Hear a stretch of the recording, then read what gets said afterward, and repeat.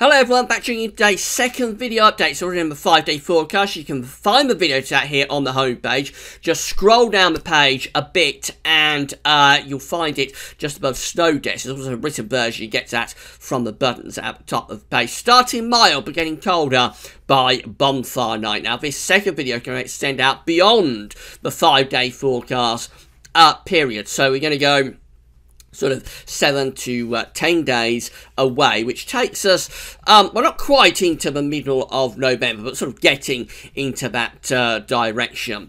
So we'll start off having a look at century temperature. That's just been updated for October. Haven't got UK-wide stats in yet. They'll be coming in a few days time. Just to say, later on today, Terry Scully will be releasing his November month-end forecast at around 5 o'clock, and then 7 o'clock we begin the Christmas update. So going to be a very exciting evening on the Christmas updates page, as we have the first, just for fun really, Christmas update for 2017. The Christmas shop is open, talking of Christmas, so you've got any Christmas shop to do at Amazon between now and Christmas. Just click the green button that says Christmas shop. It's underneath this video, take you to our Christmas page, and then from there you go through the Amazon banners off to Amazon, do your Christmas shopping as normal. Because you've gone from gas service to Amazon, we'll get a review fee on the things that you are buying, and a big thank you for doing that. Going to be running that right way through to Christmas, so you've got plenty of time to get Christmas shopping in so far. Right, getting on with the video then, and we're going to start off with the Central England temperature from Hadley. So this has just been updated this morning. We know we've had a very mild month, actually quite a warm month of it, and the temperature, once I've got my highlighter set up, which I forgot to do because I've been so busy this morning, so the highlighter is indicating that we are standing at 12.4. That's the temperature, central temperature for October 2017 comes out at 12.4. Nowhere near the warmest October on record, but it has been a very mild month. So in a couple of days, Trevor Harley, this is from Trevor Harley's weather website, Trevor Harley will be putting 12.4 into that box, and that'll be our CET for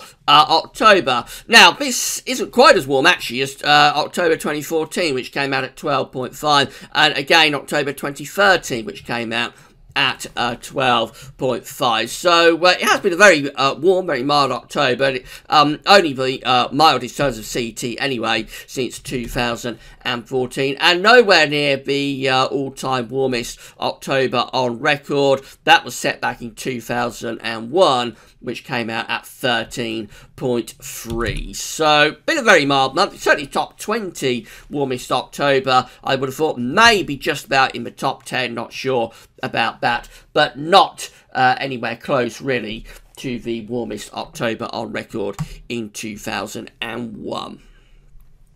Right, so have a look at the GFS temperature and precipitation ensembles next. We're looking at Redcar today in northern Yorkshire. So this is the 30-year temperature average, of course. This red line starting off significantly warmer than average at the moment. It's going to be going cooler though over the next few days, particularly into the weekend and through to start of next week. Looks like we are setting up some cooler conditions in the northeastern part of the country. For precipitation, a lot of dry weather until the weekend, and then the rainfall spikes are coming back at the weekend into next week. So we might be going into a spell of slightly cooler zonality, perhaps with the jet stream going on to a northwest-southeast alignment. These are the surface temperatures and air pressure from the GFS ensembles for Redcar. So we're beginning quite mild, as I say, between around 10 and 15 degrees Celsius. A drop in temperature taking place by the weekend into next week, somewhere between 10 and 5 degrees Celsius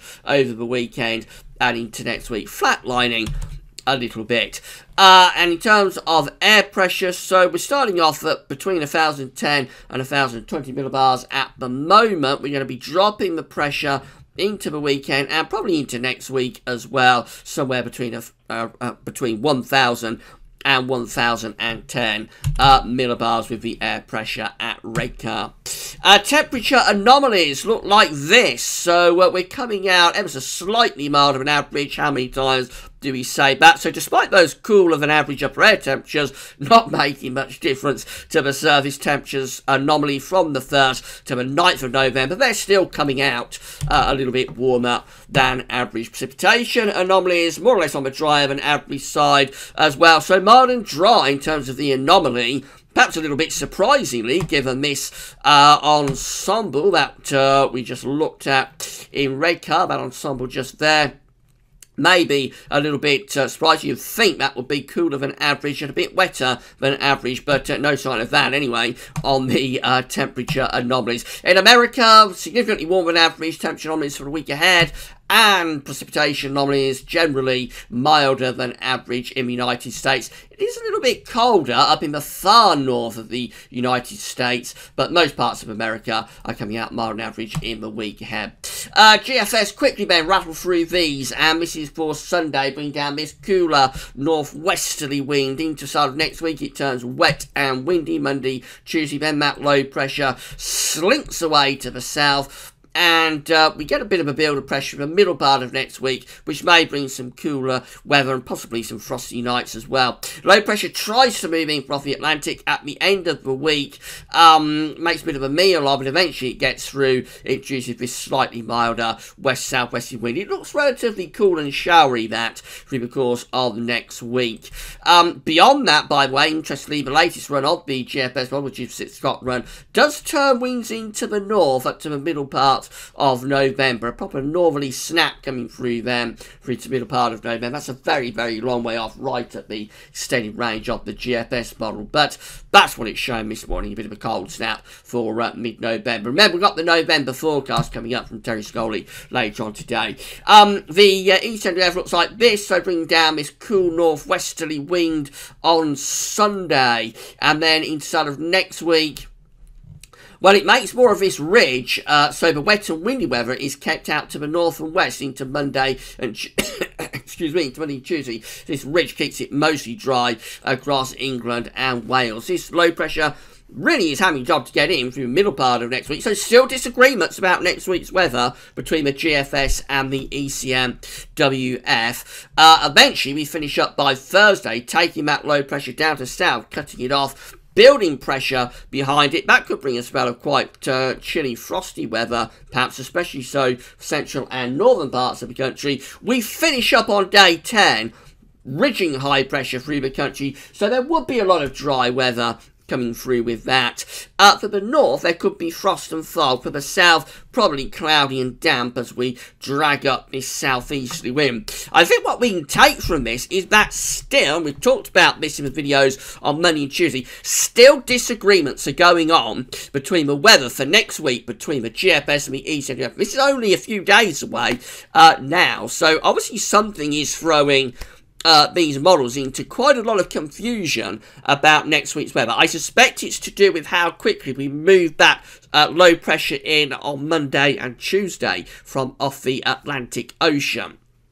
GFS wants to move it in very quickly, give us a spell of stormy, wet and windy weather. The ECMWF is stalling that on Monday and Tuesday and allowing pressure to rise over and to the east of the country. So big disagreement still between these two models in relation to next week. It may either be showery and quite cool, or it might actually be fairly dry and pretty cold, especially so at night. We'll have to keep you posted, but very confused picture still for next week. We'll see what Terry makes of November's weather later on today. And then, as I say, 7 o'clock this evening, the first Christmas update gets underway on the Christmas updates page. That'll be around 7 o'clock. That's all for now then. Keep coming back for the updates. That's all for now. Thanks for watching.